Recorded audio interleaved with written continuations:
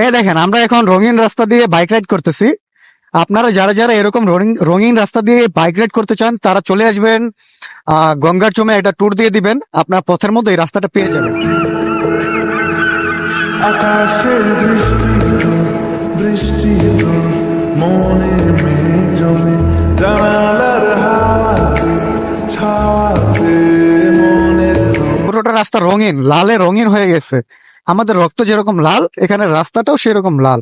তবে ভাল লাগতেছে, যদিও বাইক শুধুমাত্র এদিকে এদিক হইতেছে আর ভাইব্রেশন করতেছে, কারণ ইটের রাস্তা মানেই তো অন্যরকম একটা ভাইব্রেট ক্রিয়েট করে, এটা আমরা সকলেই জানি।